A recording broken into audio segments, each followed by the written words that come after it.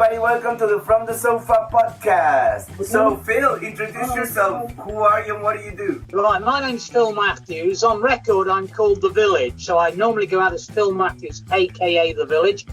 I've released 6 albums so far, currently working on my 7th, and hopefully people are going to pick up on that and maybe have a listen to it when we finish talking. All right, stay tuned. We're going to be right back with Phil Mathews and his great music. New York, Berlin, Tokyo, London, Kingston, Panama, Nashville. 2 outlooks on traveling music and the world. From sofa to sofa, Lenny and Alejandro.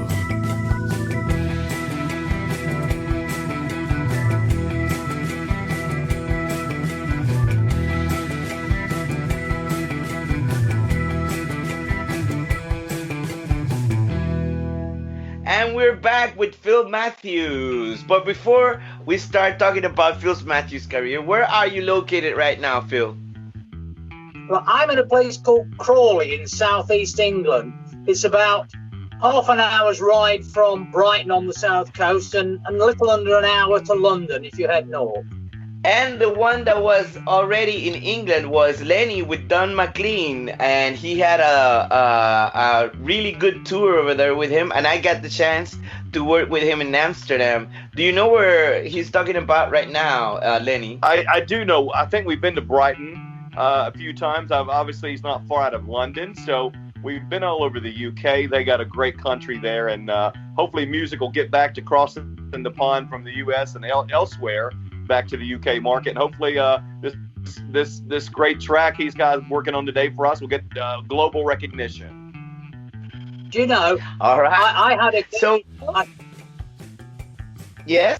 What were you saying? I was going to say I had a girlfriend about 40 years ago who absolutely adored Don McLean, and we used to play dreidel quite a lot, which I think was about third. Okay. That's awesome. All right. So, and what do you do now, Phil? What are your songs about? How many albums have you written and everything? Tell us a little bit about who is Phil Mathews. Are you related to Dave Mathews? No, and he's not related to me either, which is quite funny. I have seen Dave Mathews play.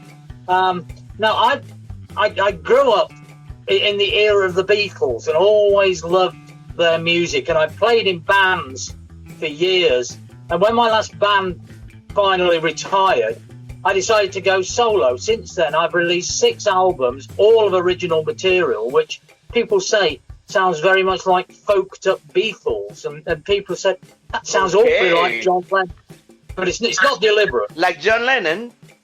Yeah. Okay, that's but great. Like early John Lennon, like from the 70s, or like late John Lennon, like close to the 80s? I would say mid-period Beatles, round about White Album, Revolver, that sort of thing.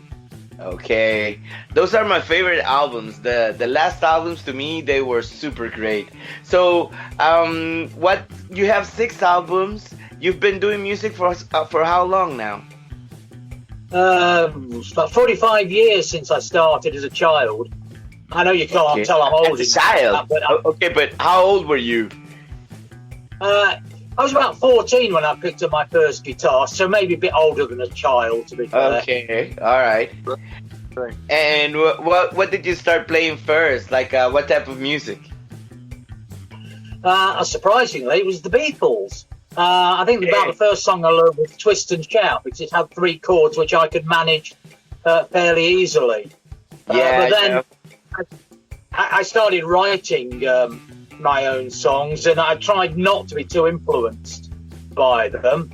But having said that, I was so influenced by the Beatles that in 1997 we had an event in Liverpool which I hosted, where we got John Lennon's schoolboy band, the Quarrymen, back together to celebrate the day that John Lennon met Paul McCartney.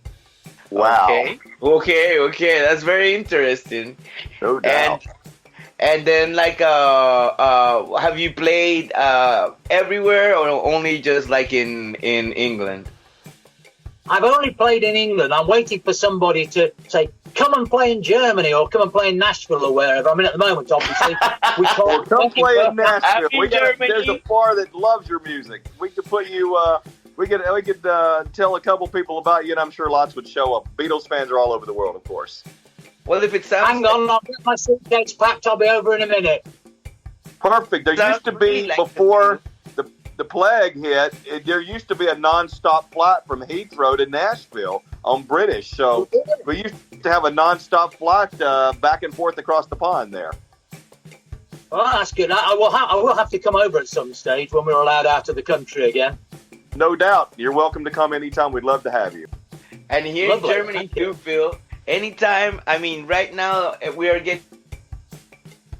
like 2 weeks ago, we started getting out of the lockdown. So everything's starting to open again and everything's starting to, to start working. And, right now we are very, very happy that the industry is back on business and everything.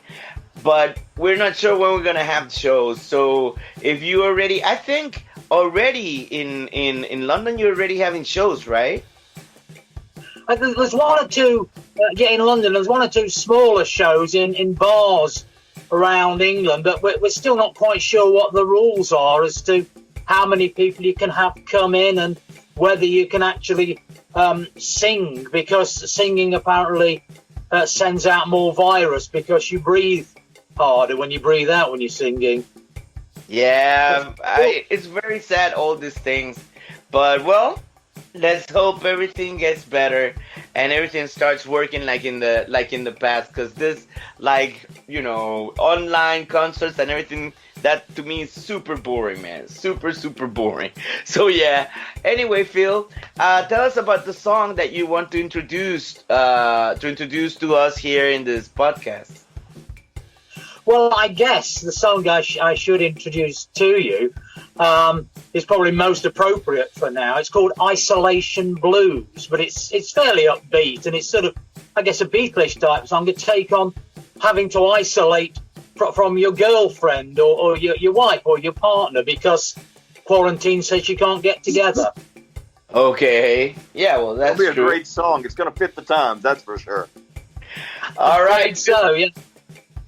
Isolation Blues. All right. I play a little blues too, Phil. So, okay. So where can we find you? How can people follow you, Phil? Well, I've got a website, which is www.thevillage.me.uk. That's for all the news. If you want to buy my CDs or download my music, I would go to my Bandcamp page, which is thevillage2, that's the number 2, thevillage2.bandcamp.com. All right, people, you heard it here from the sofa with Phil Mathews and Lenny, and we'll see you next time until next Friday, and we hope we can do a live show together one day, Phil. Nashville, England, Germany, wherever in the world, okay? All right, so take care and bye-bye.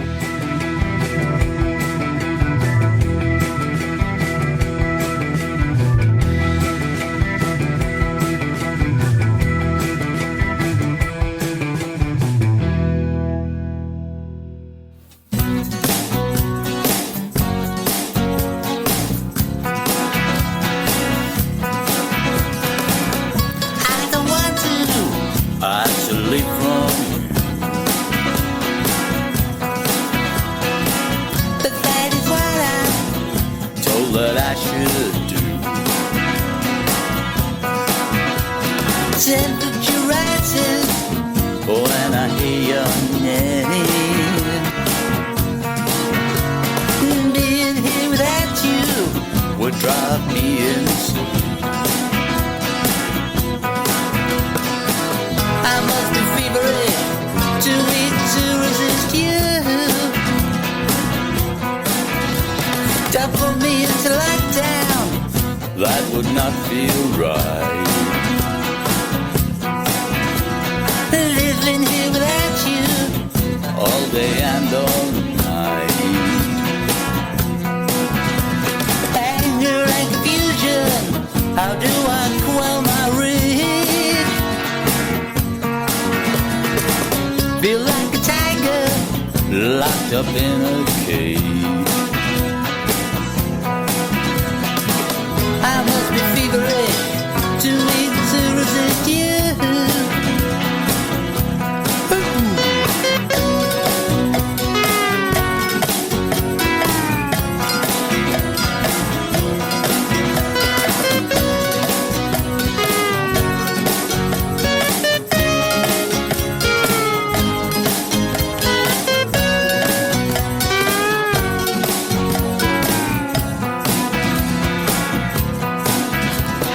This won't last forever, Though you may feel it will.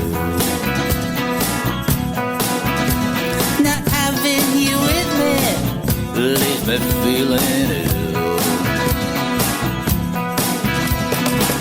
Don't call me selfish, You feel it as well. my life is empty. Living through this hell. I must be feverish, too weak to resist you.